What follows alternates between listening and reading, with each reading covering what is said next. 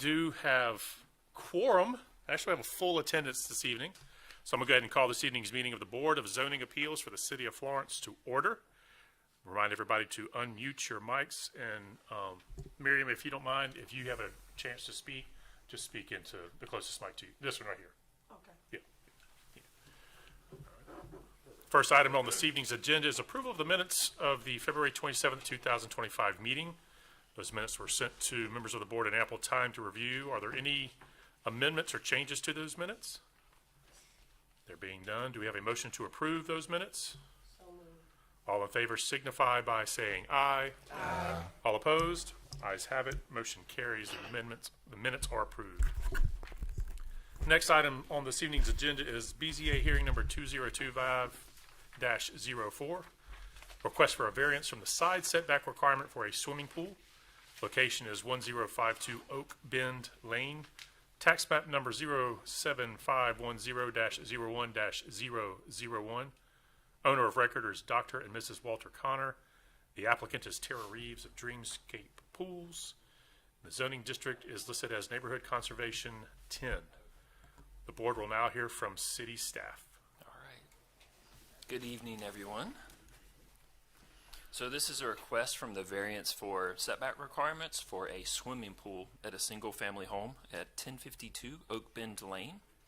So here's an aerial photo. Just to the west is Lake Oakdale. Here's a little bit. It's at the corner of Stratton Drive and Oak Bend Lane. And it is zoned NC 10, Neighborhood Conservation 10. So here is an aerial photo of the property. As you can see, the blue is 100-year floodplain. The white is a 500-year floodplain, which does encompass a good amount of the single-family home. So here is where we get the setbacks for swimming pools. For the side setback, it's 10 feet from water's edge.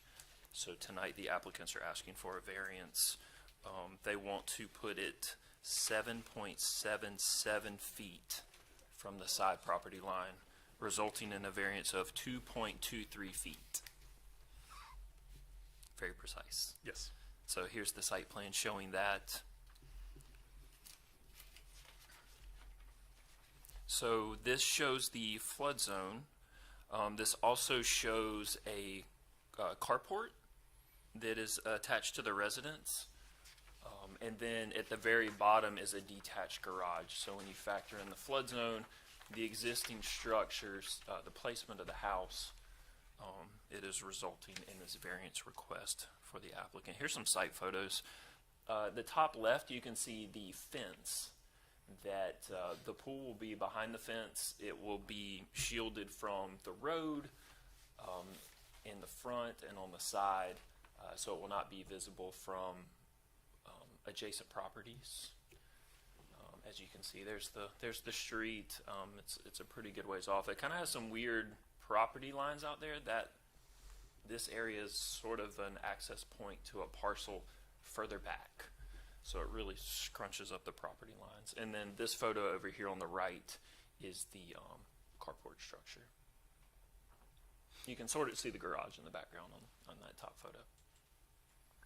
So findings of fact, the placement of a swimming pool in the proposed location should not impact the character of the street, it being behind the fence and its location. The restriction on the pool is most likely to prevent noise or, digging a large hole right next to your neighbor's property, which is why we have this setback into place. But in this instance, there is no adjacent property owner on this side.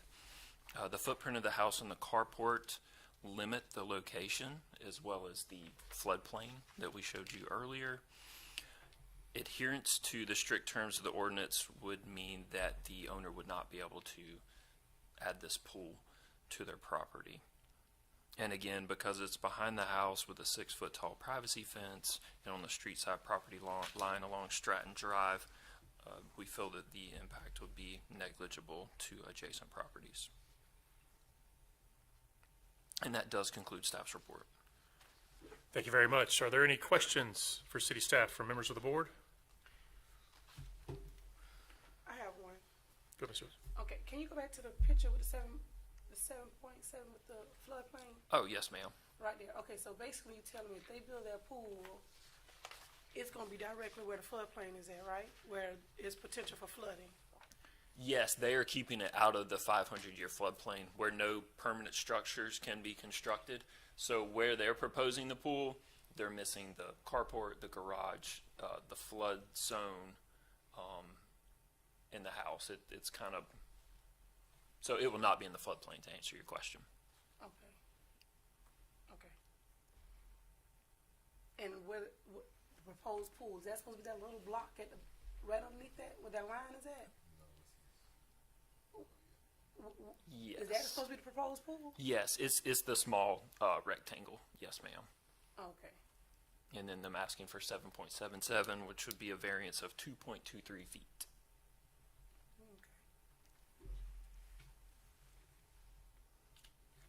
So the structure itself, the pool, would not be infringing on the 500-year? Exactly, and this is this was done by a surveyor to make sure they knew where the property lines were, where the flood zones were. I think initially they were asking for a larger variance, and after the surveyor got involved and they staked everything off, it seems like now they need a much smaller variance than they initially requested. So they're trying to follow compliance, right? That's exactly right. They gave us worst case scenario. They went out boots on the ground, and now they just need the 2.23 instead of the 7 feet, I think is what they're initially asking for a variance. Okay. And then you said the wall acts as a barrier for the noise.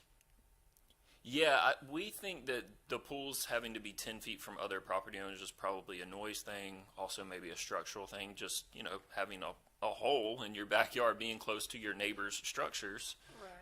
So we just wanted to make sure that, 10 feet is a pretty good rule of thumb. But in this case, there is no adjacent home to hear the noise or, have foundation damage, Yeah. which is not going to happen, but that's just probably a consideration when they're writing the ordinance. Derek, did the local neighbors, as well as the posted notes, was there any concerns or neighborly calls? We didn't get any phone calls or emails to my knowledge, and we have to post signage, so they would have seen the signage, and we sent letters out as well.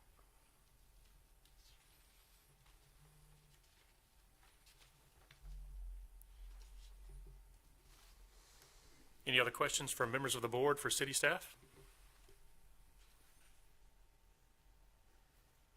All right. All right. Thank you, Derek. Thank y'all. The board will now hear from the applicant, Ms. Tara Reeves. Is that you?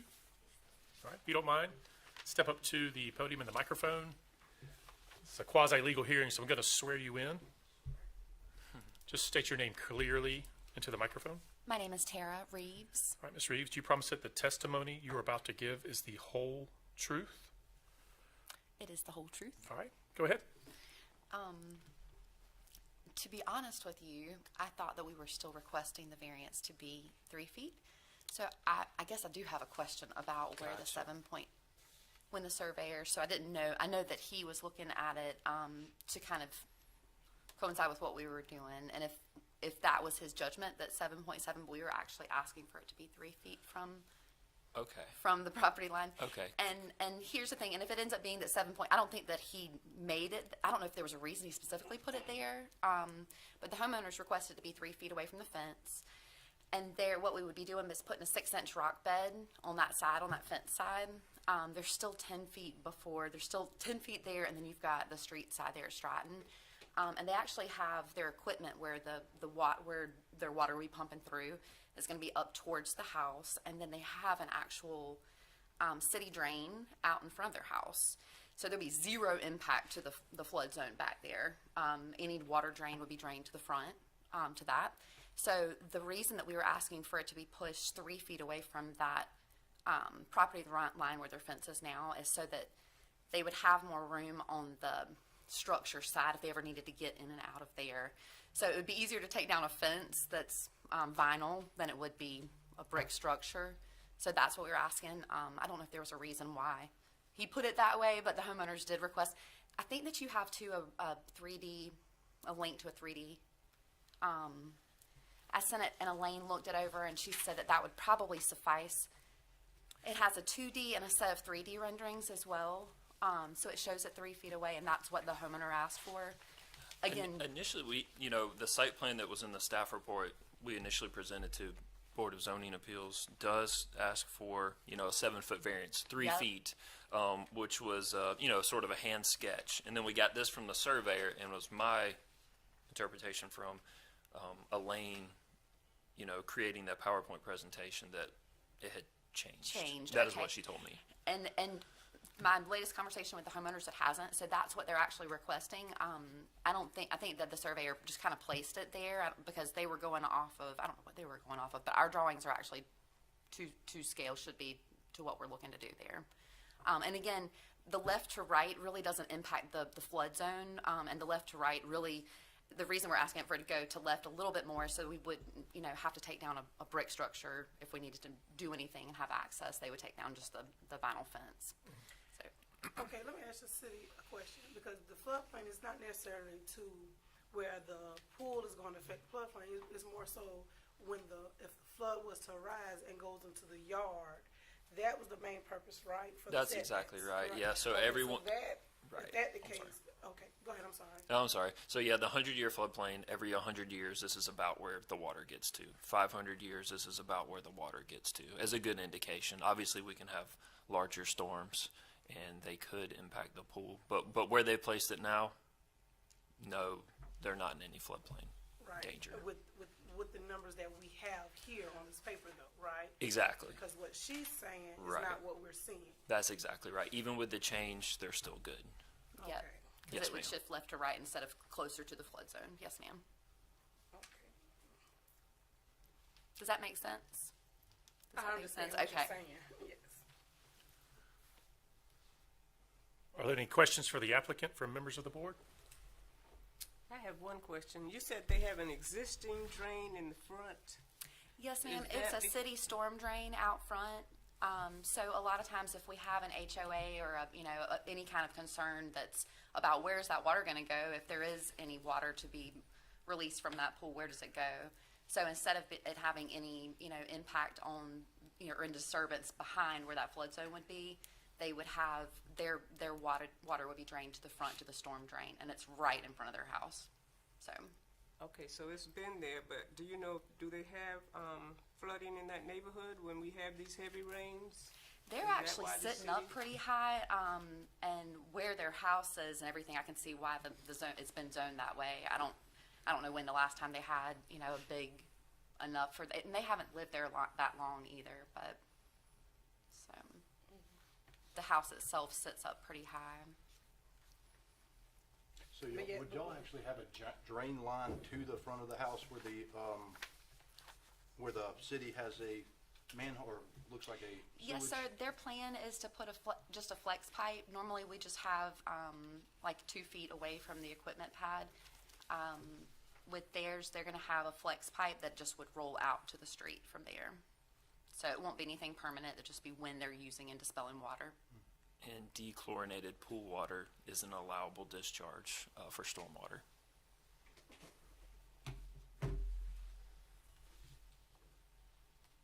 Yeah, again, what she's asking for us today is not what we have on here. That's exactly, the original staff report is correct. The PowerPoint presentation we created is wrong.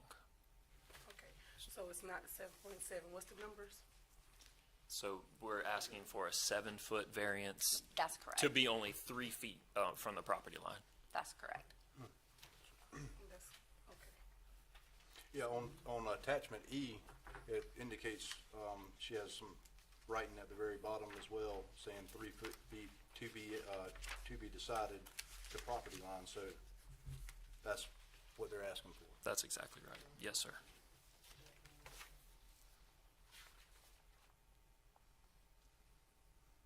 And Derek, I do have a question on, now, as far as that, the floodplain, I know you indicated the white was the 500-year, and the lighter color, the blue, was the 100-year? 100-year, that's exactly right. No structures are allowed, permitted in any of those boundaries?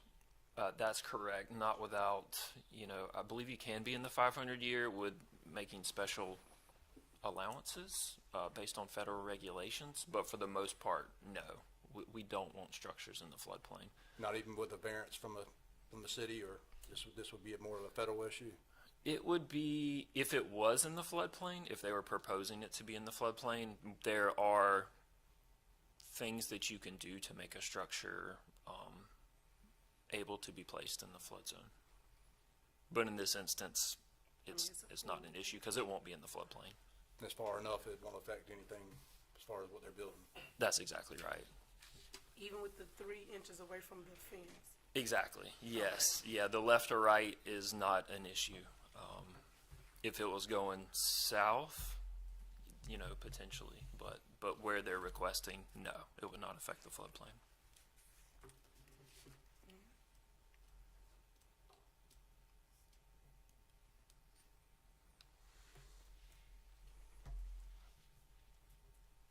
Are there any other questions for the applicant from members of the board? All right, thank you very much, Ms. Reese. Is there anybody else who wishes to be heard either for or against this variance request? All right. There being none, the chair will now entertain a motion from members of the board to either approve or deny the variance request. And as a point of clarification, in this particular variance request, the floodplain has nothing to do with the current variance request. It was merely a marker. And according to what you were talking about, the variance request is what we see on page 5 of your written request. And that is a variance of 7 feet. Is that correct? Okay. So this variance request will be a variance of 7 feet from the side setback requirements for NC 10.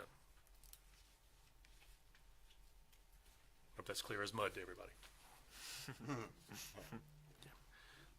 The chair will now entertain a motion.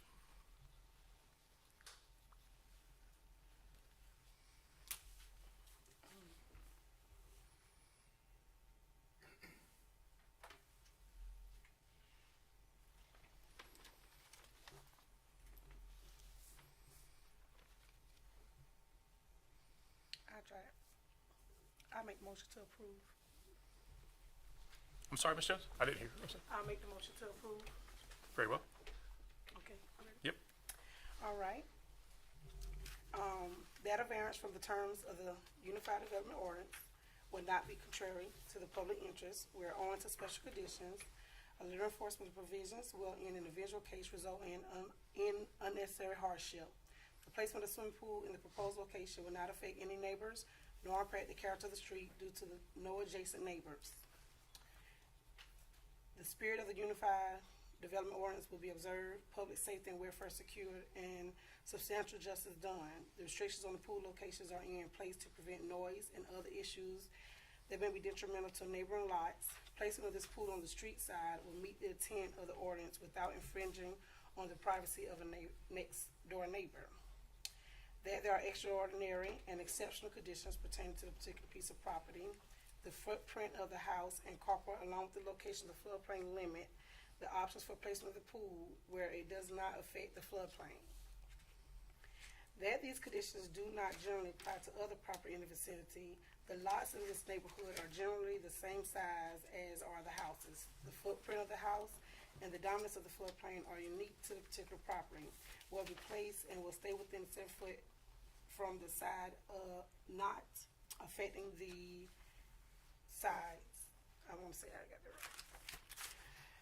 That because of these conditions, the application of the Unified Development Ordinance to this particular property would effectively